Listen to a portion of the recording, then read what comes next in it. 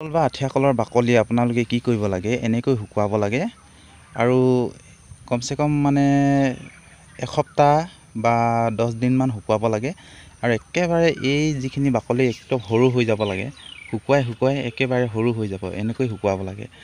আৰু আগৰ গাঁৱৰ মানুহবিলাকে মানে প্ৰায় ককা আইতাসকলে যদিহে পেট গৰ্বৰ লাগে, মানে বদ হজম হ'লে বা মানে আভোক লাগি থাকিলে, তাৰপিছতে যদিহে পেটটো ঢিলা হয়, যেনেকৈ শৌচ মানে পনীয়া হৈ যায়, তেনেকুৱা ক্ষেত্ৰত এই ভীমকল কি কৰে, সিহঁতে শুকুৱাই লৈ মানে ধোঁৱা চাঙত ৰাখি দিয়ে, বহুত দিনলৈকে ধোঁৱা চাঙত ৰাখি দিয়ে। এতিয়াও কৰে এইটো কাৰ্য, এই ঘৰুৱা চিকিৎসা গাঁৱৰ লোকসকলে।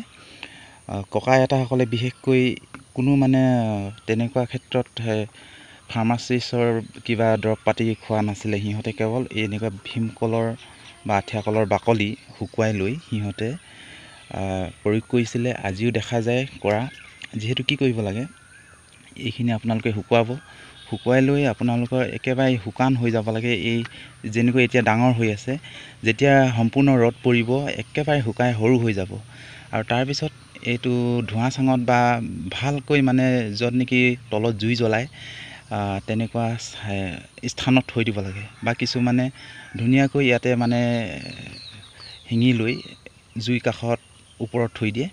তাৰপিছত কি হয়, এই আঠিয়া কলৰ বাকলিটো সিহঁতে কি কৰে, এবাটি পানী লয়, গৰম পানী হ'ব লাগে। সেই গৰম পানীত এইটো ডুবাই দিয়ে, মানে বাকলিটো ডুবাই দিলে চাহ পানীৰ দৰে ৰঙাকৈ এটা ৰং ওলাব। আৰু সেই ৰংখিনি অৰ্থাৎ সেই ডুবাই থ'ব লাগে কমচে কম 10 মিনিট 5 মিনিটমান সময়। তাৰপিছত তাৰ পৰা এবিধ মানে ৰং ওলায়, ৰঙাকৈ চাহ পানীৰ দৰে দেখে, লাল চাহৰ দৰে দেখে। তাৰপিছত সেই পানীখিনি খাই দিয়ে। আৰু এনেকৈ কৰা দেখা যায় যে কেতিয়াবা এই বাকলিটো যেতিয়া শুকান হৈ যায় তেতিয়া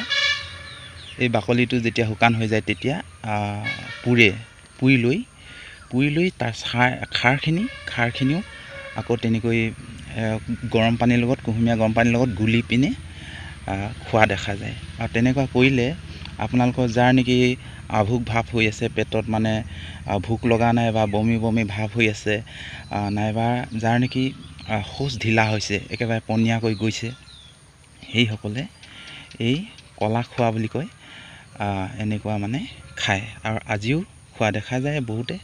তো বন্ধুসকল, এয়া এটা মহৌষধি বুলি ক'ব লাগিব। আমিতো এনেই কল খাই বাকলিটো পেলাই দিওঁ।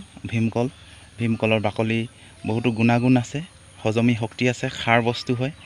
এয়া বদ হজমৰ কাৰণে ভাল, আৰু পেটত যদিহে শৌচ পনীয়া হয় তেতিয়াও ভাল। বন্ধু বান্ধৱসকল, ইমানেই ইনফৰ্মেশ্যন আছিল। যদিহে ভাল লাগিল তেতিয়াহ'লে শ্বেয়াৰ কৰি দিয়ে যেন। আজিৰ পৰা আপোনালোকে এনেকৈ কল খাই বাকলিবিলাক এনেই পেলাই নিদিব। ভীমকলৰ বাকলিবিলাক আপোনালোকে এনেকৈ ঘৰত ৰাখি শুকুৱাই লৈ এটা ভাল মেডিচিন বনাব পাৰে। ধন্যবাদ বন্ধুসকল।